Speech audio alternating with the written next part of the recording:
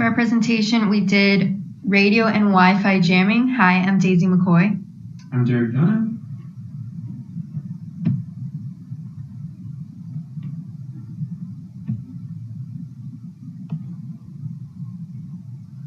For the first article, Cooperative Anti-Jamming Relaying for Control Channel Jamming in Vehicular Network.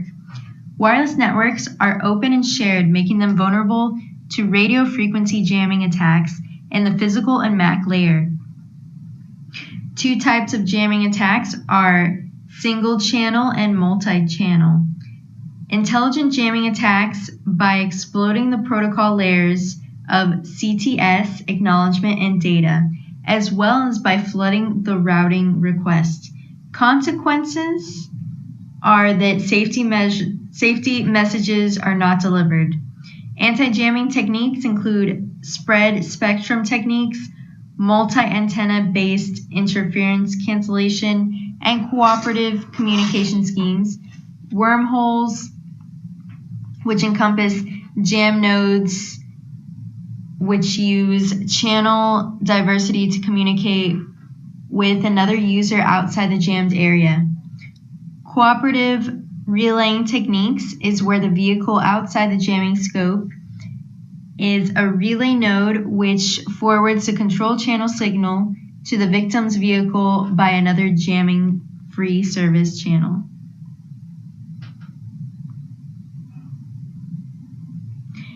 A statistical approach at detect jamming attacks in wireless sensor networks. DOS, denial of service jamming attack, interferes with the sensor node's normal functionalities by using radio frequency signals to jam the corresponding signals. Detecting attacks via exponentially weighted moving average, which finds abnormal network traffic by monitoring and comparing packets. The attack aim is to deplete resources such as battery life, bandwidth, and storage so sensor data won't reach its destination. Jamming strategies include constant jammer, deceptive jammer, reactive and random jammer.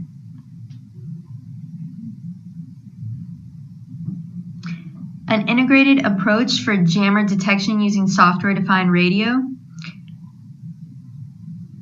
Jammer detection methods include packet delivery ratio, packet send ratio, bad packet ratio, and signal to noise ratio. Different jamming models include constant jammer, which transmits a random signal, deceptive jammer, which continuously transmits regular packets to trick the other nodes in believing the communication is constant, random jammer, which continuously transmits regular packets or random signal, and reactive jammer, communication between two devices. Taking advantage of jamming in a wireless network. Jamming signals used to enhance security. Utilizing jam signals to enhance the performance of wireless networks, as well as for reducing overhead. Overhead includes all bandwidth, energy, and time wasted. Some advantages of this method are jam signals are resistant to collisions when transmitting signals. It travels for longer distances, and jam signals of short durations, so it saves time. Non-selective jamming improves the physical security in a cooperative relaying scenario. Selective jamming is also referred to as friendly jamming. Network frames that satisfies a certain condition are jammed. So for this paper, the intro to jamming attacks and prevention techniques is really a primer for anyone who wants to get familiar with jamming attacks in the Wi-Fi wireless networks. And so with these jamming attacks, they bypass the MAC layer and emit radio frequencies that interfere with normal wireless communication. The researchers explain how there's four constant jamming types. Four jamming types that are constant, reactive, random, and deceptive. And in their experiment, they've used full duplex devices, which means that the devices will utilize both the 2.4 gigahertz spectrum as well as the 5 gigahertz spectrum. And in their experiment, they've used an external jammer that corrupts the signal in which other nodes in the network are trying to communicate. This jammer will attempt to block any incoming high priority packets. And once the jammer senses that the channel is transmitting, the jammer will begin emitting radio frequency waves.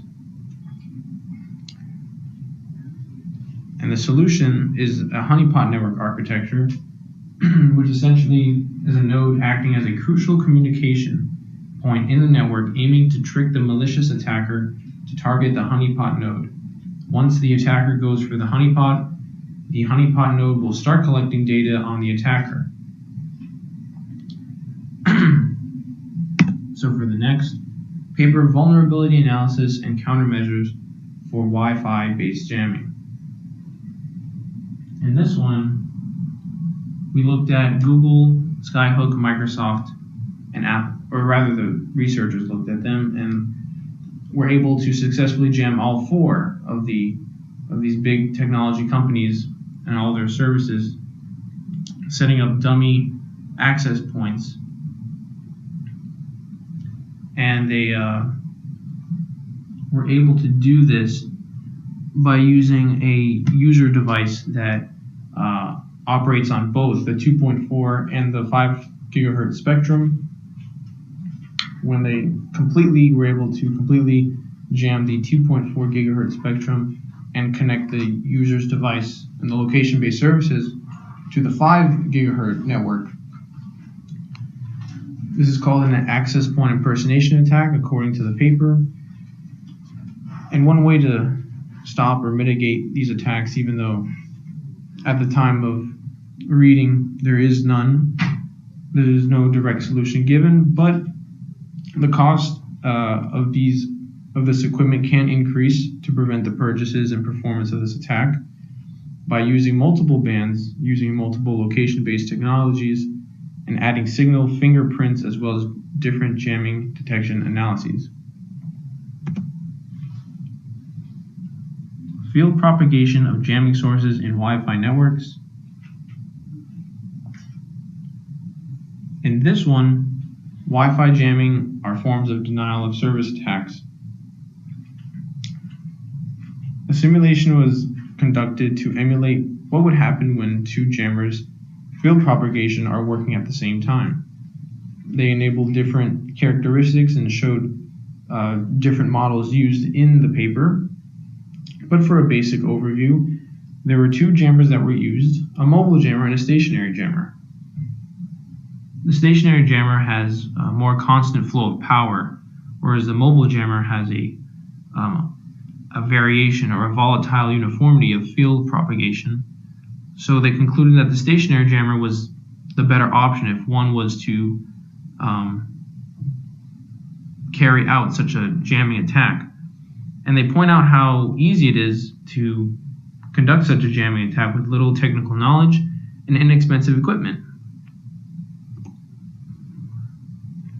And so for the final paper, method and system for radio jamming using whitelist approach.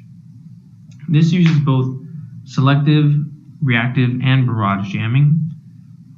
The authors decided to go with barrage jamming because they found out reactive jamming has a slow reaction time in order to detect the explosive command. In this paper, they've analyzed how terrorists will use explosive detonation GSM radios, and they found that with barrage jamming, they're able to completely jam all GSM communication in the vicinity. And their solution was to come up with this subsystem. And the subsystem includes a whitelist where pre-registered devices will be on this whitelist and considered good operational GSM radio devices and will not be jammed or harmed, whilst the terrorists the explosive detonation devices that were potentially used by terrorists will be jammed, and that is the final paper, and that is our conclusion. Here are our references. Thank you very much.